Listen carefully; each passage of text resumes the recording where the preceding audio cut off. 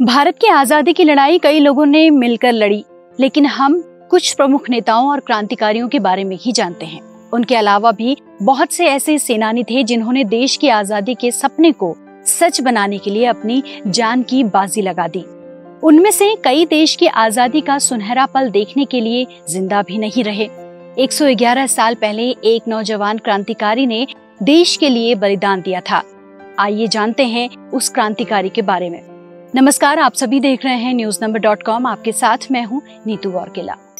Press the bell icon and never miss a video from newsnumber.com। हम बात कर रहे हैं खुदीराम बोस की। खुदीराम बोस की कहानी ऐसी है जो भारतीयों के लिए एक गर्व और करुणा दोनों भावनाएं पैदा करती है। 18 साल के वो थे जब उन्हें भारत की आजादी की लड़ाई में योगदान के चलते उन्हें फांसी पर चढ़ना पड़ा। 1906 में मिदनापुर में लगी औद्योगिक व कृषि प्रदर्शनी में प्रतिबंध की अवज्ञा करके खुदीराम ने ब्रिटिश विरोधी पर्चे बांटे थे, जिसके चलते एक सिपाही ने उन्हें पकड़ने की कोशिश की थी, लेकिन खुदीराम उसके मुंह पर एक जोरदार तमाचा मारकर साम्राज्यवाद मुर्दाबाद का नारा लगाते हुए भाग निकले थे। अगले ही साल 28 फरवरी को पकड़े गए तो भी पुलिस को चकमा देकर भागने में सफल रहे थे। 2 महीने बाद अप्रैल में फिर पकड़े गए तो उन पर राजद्रोह का अभियोग चलाया गया था, लेकिन एक तो उनकी उम्र कम थी और दूसरे उनके खिलाफ एक भी गवाह नहीं मिला, इसलिए 16 मई को महज चेतावनी देकर उन्हें छोड़ दिया गया।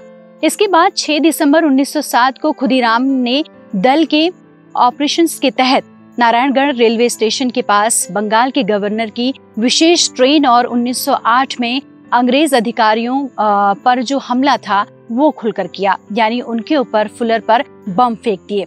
लेकिन अपने जीवन के सबसे महत्वपूर्ण क्रांतिकारी ऑपरेशन को उन्होंने 20 अप्रैल 1908 को अंजाम दिया। कई ऐसी कहानियां हैं जो कि खुदीराम से जुड़ी हुई हैं और वो ये बयां करती हैं कि खुदीराम ने किस तरह से अपना जो योगदान है वो भारत को स्वतंत्रता दिलाने में दिया है। कहा जाता है कि ये ऑपरेशन बिहार के मुजफ्फरपुर जिले के सत्र न्यायाधीश किंग्सफोर्ड की हत्या से संबंधित था। दरअसल बंग भंग के वक्त किंग्सफोर्ड कलकत्ता में मजिस्ट्रेट था और उसने वहां आंदोलन करते हुए पकड़े गए क्रांतिकारियों को जानबूझकर एक से बढ़कर एक क्रूरतम सजाएं दी थी। इससे खुश ब्रिटिश सत्ता ने उसे पदोन्नत करके मुजफ्फरपुर का सत्र न्यायाधीश बना दिया था। खुदीराम बोस ने अपने साथी प्रफुल्ल चाकी के साथ मिलकर किंग्सफोर्ड को मारने का प्लान बनाया और उसे मारने के लिए उनकी गाड़ी पर बम फेंका।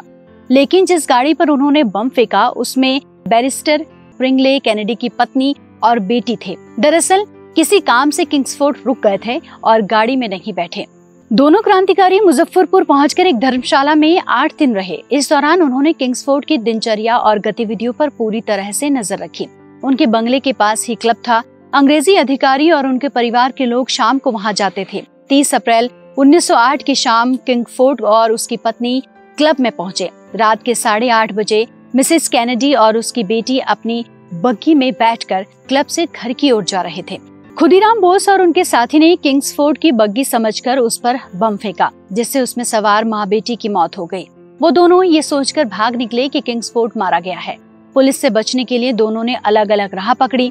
एक स्टेशन में पुलिस दरोगा को प्रफुल्ल चाकी पर शक हो गया और उन्हें घेर लिया गया। खुद को घिरा देख प्रफुल्ल चाकी ने खुद को गोली मार ली। इसी तरह खुदीराम बोस भी पकड़े गए और उन पर हत्या का मुकदमा चला।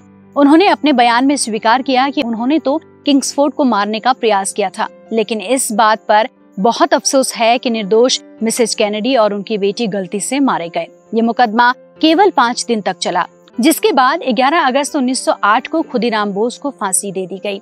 कुछ इतिहासकार उन्हें देश के लिए फांसी पर चढ़ने वाला सबसे कम उम्र का क्रांतिकारी देशभक्त मानते हैं। उनकी शहादत के बाद कई दिनों तक स्कूल बंद रहे और नौजवान ऐसी धोती पहनने लगे जिनकी किनारी पर खुदीराम लिखा होता था।